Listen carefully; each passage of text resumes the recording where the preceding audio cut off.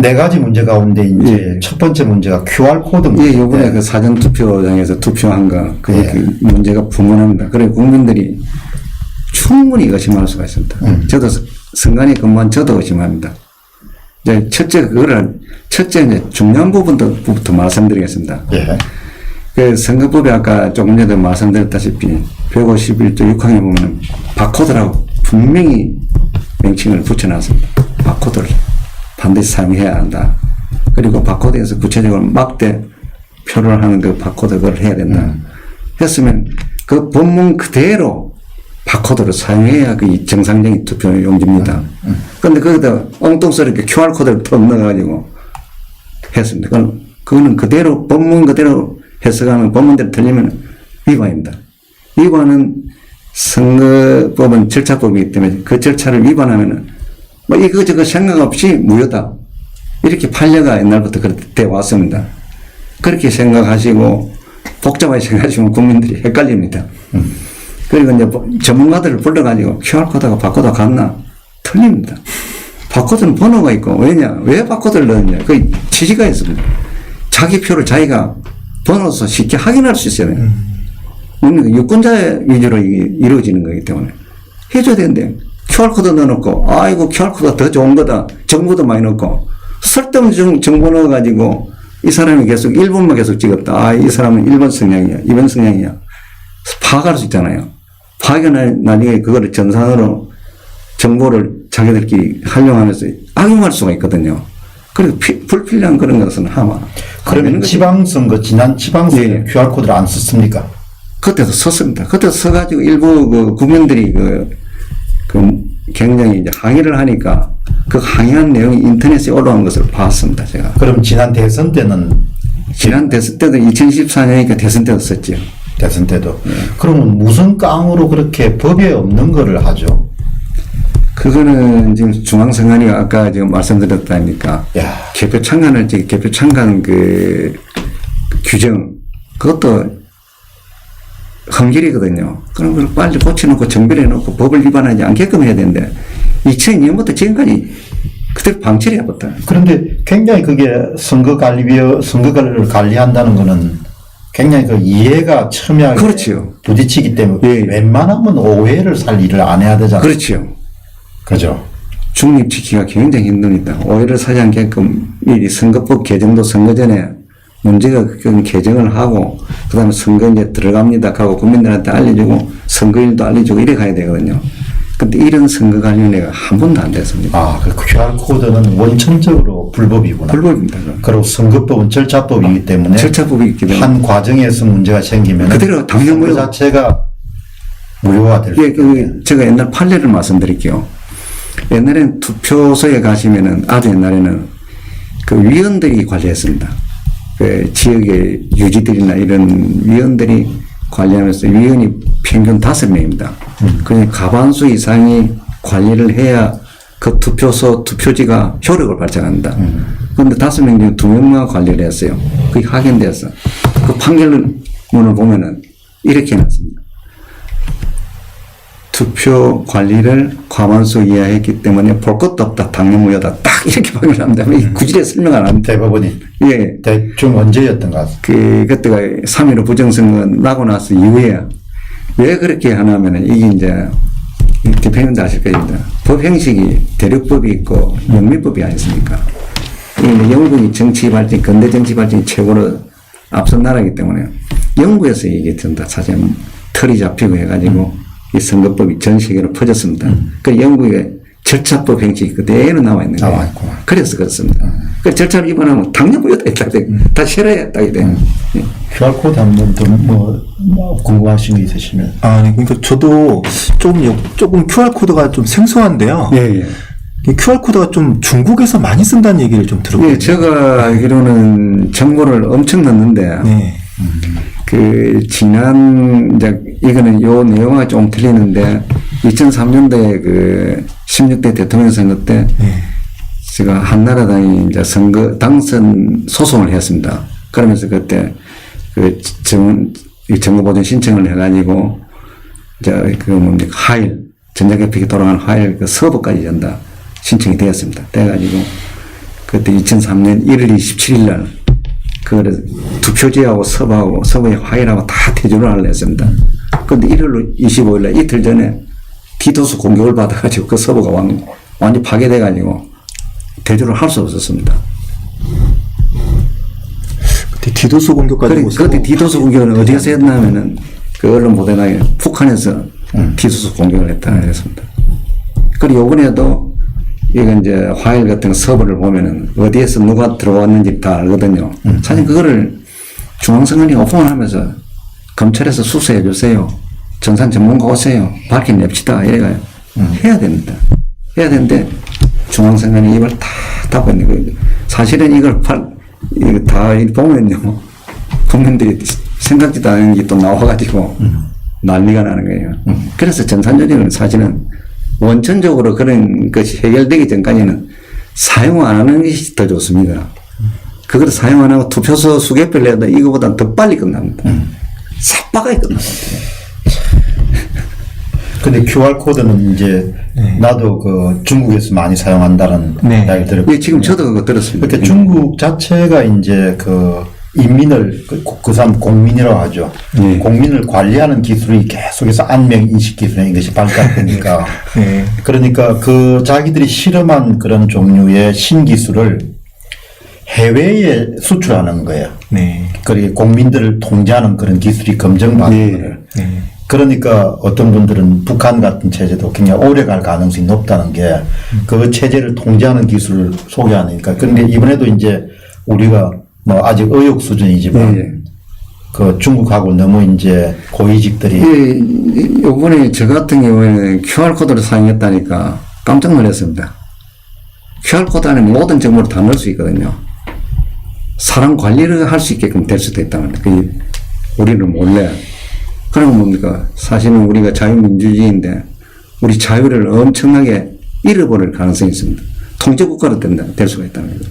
그러니까 절대 바코드만 쓰지, 바코드 번호만 남기지, 왜 쓸데없는 걸 넣어가지고 국민들을 불안하게 만드냐, 그 말이에요. 중국은 뭐 그런 게. 그 공산국가라서. 모든 그런 기술이, 그 IT 기술이 인민들을 통제하거나 관리하는 쪽이 집중되기 그렇지. 때문에 또 그쪽에 돈이 있기 때문에 얼마나 많은 기술이 개발이 되겠습니까? 그게 돈이 계속 몰리기 때문에. 그러니까 정말 그 중국이 갖고 있는 그런 기술들을 우리가 참 주의해야 되고, 그러지 않으면은, 요번에는 반드시 그 화해를 반드시 봐가지고, 그 라인 섰는 거, 어떤 라인인지 확인하고, 왔다 갔다 확인하고, 절대 우리 스물스물 우리 자유민주주의를 무너뜨리는 그런 역할을 하거든요. 그러니까 이번엔 어떻게 해서라도 다 밝혀내야 전번에 통과한 그 공직자 범죄 수사처가 설치한 공수처 법안도 그게 보면은 그냥 중국의 행사소송법인가 그래도 따온 게 많잖아요. 그러니까 그거 보면서 너무나 슬픈 거예요. 아니 우리가 지금 중국의 제도를 도입해야 될 나라인가. 유럽 걸 받아도 모자라는. 그냥 그대로 카피를 해가지고 이렇게 딱 해서 그 당시에 현직 검사장이 이렇게 보내주더라고요. 이게 요 조항이 있습니다. 그러니까 이게 뭐 하자는 이야기. 공수처 자체가 상권 분립의 근간을 흔드는 거라고 저는 생각하거든요. 네. 그냥 그 독재죠, 한마디로 독재. 요 지금 그 부정선거 사건이 약간 옆으로 나갔는데 사실은 비슷한 거거든요. 비슷한 그런 내용인데 우리가 요번 선거 때 요거를 가지고 다 밝혀내가지고 그런 부분을 정리를 이제 해야 됩니다. 그 법안 올라왔는 다 폐지시키고 정리를 하는 것이 지금 현재 있는 국민들의 지금 목표일 겁니다. 지금. 그러니까 이제 뭐 미래통합당이나 이런 사람들도 자기 당선 문제만 생각하지 말고 뭐 사람 사는 데가 결국 문제가 생길 수밖에 없잖아요. 그렇지. 생겼으면은 문제가 생기니까. 그렇죠. 그럼 그 문제가 그럼 전자개표기 문제도 언제부터 안 됐는데 문제가 있었고 그러면 그걸 모아가지고 그 여야가 모여서 그렇게 좀 국민들이 먹고 사는 문제도 힘든데 이런 선거까지 이렇게 힘들게 하면 어떻게 사냐 이야기예요. 그 대책안을 만들어줘야 되는데 요번에 제가 딱한 것이요. 그래도 우리나라가 국민들 대부분은 국민 소득이 높으니까 선진국이고 참 수준 높다고 이제 생각하시는데 이런 사건이 나니까 어떻게 됩니까? 요 국회의원들 당선된 자나 떨어진 자나 정당 사람들이 간부들이 밑에 당원들이 나서가지고 진짜 자존심 상한다. 우리나라에서 부정선거 뭐냐? 중앙선관위 다 오픈시켜라. 전산 전문가 오시오. 좀 기부하시오. 그 다음에 윤석열 검찰총장님한테 수사 철두철미하세요. 해가지고 뿌리 뽑아야 됩니다. 그런데 정치인들이 그렇게 나서가 그래도 국민들이 박수 칠동 말동인데 세상 진짜 이 사람도 입다고 당선됐다고 자기 당선이 또 그거대까지 막 입다고 있고 떨어진 사람 제가 부끄럽다고 입다고 있고 이게 뭡니까 이거? 자기가 국민을 위해서 봉사하겠다고 나온 사람이 행동이 맞나 그 말이에요. 저 궁금한 게 혹시 만약에 이번 기회에 뿌리 뽑으면 좋겠는데 만약에 뿌리 뽑지 못하고 또 유야무야 묻어버리면 어떻게 될까요? 유야무야 묻어버리면 전 확실히 이야기하는데요. 이 나라 망해봅니다. 왜 그러냐면은 혼이 빠져버렸는데 무슨 일을 바라겠습니까? 혼이 빠져버렸는데. 그러니까 지금 이제 말씀을 우리 한성천 선생님 말씀을 이렇게 깊게 들어야 되는 거가 사람이 빵만으로 살 수 없잖아요. 그게 사람은 기본적으로 좀 이렇게 사람도 이렇게 살면은 혼이 살아있는 사람이 있고 넋이 나간 사람이 있잖아요. 그 사람이 기계가 있어야 돼요. 결기. 그 결기하고 기계라든지 그런 부분이 빠져버리면 다 빠졌습니다. 그게 어떻게 살겠어요? 국민들이 왜 분노를 일으키냐면은 그 사람들은 참 경제생활을 열심히 행복하게 살려고 열심히 믿고 정치인들 믿고 했는데 믿었던 사람이 전혀 움직이지 않았고 이번 선거 끝나고 나서 당선되든 낙선된 사람이 한 행동을 보니까 굉장히 깜깜합니다.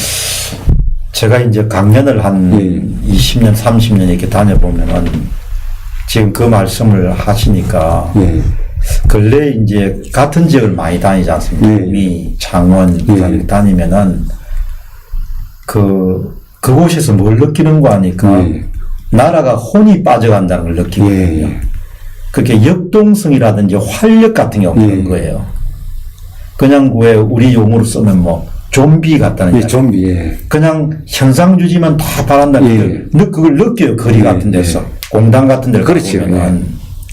그게 참 제가 볼 때는 공직자라든지 정치하시는 분들이 꼭 같은 사람인데 그걸 느끼는 거예요. 그 90년대나 2000년대 초반만 하더라도 어렵더라도 뭘 해보자. 그렇죠. 이런 게 있었거든. 근데 지금은 그냥 다 됐다 그냥 이런 식인 거예요. 그런 사람들이. 제가 처음에 투쟁할 적에는 어이가 없었습니다. 부정선거 일어났는데 알려도 국민들 반응이 없고 저를 도리어 미친 사람이라고 하고 그래 진짜 이상한데 왜 이랬나 생각하고 있었는데 그래 중간에 한 10년 2006년도에 하도 저를 정신병자라 해서 옆에 있는 친구들도 정신병자라고 우리 집사람도 정신병자라고 우리 큰 누나도 정신병자라고 사람이 자꾸 그 소리 들으니까 진짜 내가 정신병자 아닌가 싶은 이런 느낌이 들어가지고 우리 집사람한테 이야기를 했어요. 그때 공무원처럼 20년 이상 넘으면 10일간 휴가를 줬어요. 우리 집사람도 공무원이었거든요. 같이 휴가를 내가지고 이제 20년 넘었는데 기념으로 저는 딴 마음 따로 있고 유럽절로 프랑스하고 이탈리아하고 저 스위스와 독일로 한번 가자. 아무도 안 갔는데 하게 가자 하더라고요. 돈을 구해와가지고 갔어요. 저는 이제 목적이 가이드한테 돈을 좀 줬어요. 왜냐 통역 좀 해달라. 네, 이거를 꼭 확인하려고 사실은 왔다 가이드 협조를 해줘가지고 프랑스에서는 그 파리 개선문 앞에 거기 카페가 있더라고요. 일반 그 파리 젊은 사람들 셀럽인 것 같아요. 그 사람한테 이야기를 하니까 좋다. 뭐 그러면 우리가 인터뷰 해주겠다. 그리고 이 대한민국에는 부정선거가 있는데 이렇게 되어 있는데 프랑스는 어떻게 되냐 했겠네요.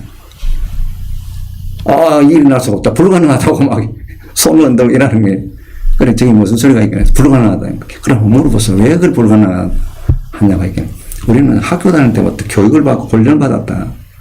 있을 수가 없다. 그래 프랑스에서 확인하고 이탈리아 가니까 이탈리아도 같아요. 스위스도 같고 독일도 같고 그래가지고 저 깜짝 놀랐어요. 나라가 틀린데 왜 이렇게 같을까? 그래서 내가 미친 사람은 아니구나. 대한민국 전체가 미쳤구나. 나는 미치지 않았다. 그래 갔다 와가지고 우리 친구들한테 갔어요. 자신있게. 야, 너가 그거 확인해봐라. 너가 미쳤다. 내가 안 미쳤더라. 그러고 그다음부터 신경을 안 썼습니다. 수많은 사람이 미쳤다 하니까 정말 이상하더라니까요. 그러니까 뭐 이렇게 조슈아 씨가 통계 분석해가지고 그거 나왔는데 불구하고 미쳤다고 하는 사람 많잖아요. 아니 숫자가 미친 거지 그럼 사람이 미친 거야요.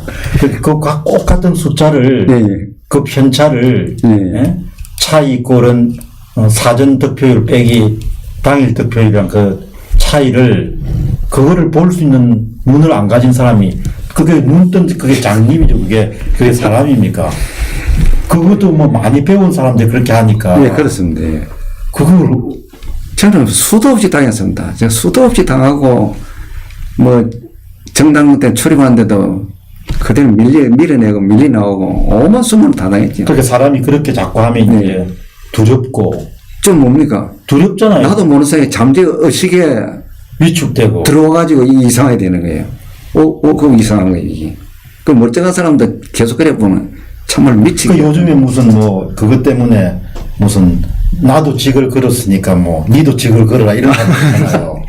요즘 이제 인터넷에 보니까 그 부정선거 아니다는 사람들이 대표님을 굉장히 공명스럽게 하는데 제가 볼 때는 그분들 나중에 후회 대기할 건데 아니 그러니까 제가 말씀드리고 싶은 거는 내가 틀릴 수 있다는 걸 나는 항상 마음에 갖고 있어요. 내가 주장하게 가설일 수 있으니까. 근데 이제 분명한 거는 의혹은 제기할 수 있다. 할 수 있으니까 1% 정도의 부정이 발생할 수 있더라도 부정이 발생해서 안 되는 게 있을 거니까 의혹을 제기할 수 있고 내가 틀릴 수 있다. 어떻게 그렇게 확신하느냐 이런 이야기죠. 뭐 하려고 직을 거냐 이야기예요. 이런 계속 해야지. 이번에 부정선거 아니다고 직거는 사람은요. 진짜 이제 그만둬야 됩니다. 제가 이 팩트를 가지고 왔습니까? 아니 그렇게 사람들한테 이야기하고 싶은 게 의심할 수 있는 자유가 있었기 때문에 그렇죠. 문명이 발전이 되잖아요. 맞습니다. 의혹을 가질 수 있는 자유가 있기 때문에 문명이 발전하지 않습니까? 사실 의혹을 주장하면은 왜 그런지 합리적으로 설명해봐라. 들어보고 이거는 좀 합리성이 없다. 이건 합리적이다. 그리고 합법적이다. 그거 맞다. 당신 말 맞네. 미쳐 내가 깨닫지 못했다. 이제 이런 대화가 오가면서 정리가 돼야 되거든요. 그런 과정이 없어요. 끝나가지 확인도 안 하고 막 모르는 거예요, 완전히. 근데 더 이제 좀 놀라운 거는 이제 그런 분들이 이제 많이 배우신 분들이고 또 사회에서 이렇게 영향력도 있고 하니까 참 그게 일종의 옛날에 우리 용어로 하면 파쇼잖아, 파쇼. 니 입 닥쳐. 이런 거지 않습니까? 제가 그 파쇼 말씀드릴게요. 제가 선관에서 아까 단속을 많이 했다 했습니까? 2002년 그 대통령 선거 때 단속을 많이 했습니다. 그때 이제 노사모라는 게 그때 생겼어요. 그때 우리 단속할 때 엄청 힘들었습니다. 그 사람들이 제3자에 의한 선거운동을 했는데 선관위가 감당을 못 했어요. 그래서 중앙선관위에 보고하고 욕을 했어요. 이 사람들 전부 다 경찰이 동원돼가지고 잡아가지고 정리를 해야 된다. 마치 겉으로 보기에는 선거운동 안 한 것처럼 보이는데 3자에 의한 선거운동이다. 중앙선관위가 손을 못 썼어요. 그 당시에 그 경찰과 검찰의 중앙선관위 공조가 잘 안 돼가 그런 경험이 없어가지고 사실은 그것만 봐도 그 당시 그 선거는 부정선거였어요. 그러면 그거를 적어놓고 그다음 전자개표를 사용했거든요. 수개표를 완전히 빼먹었습니다. 수개표는 전자개표는 사용 안 해도 수개표는 반드시 해야 되는 거거든요. 반드시 해야 되는 다 빼고 전자개표 돌렸어요. 완전한 부정선거였죠.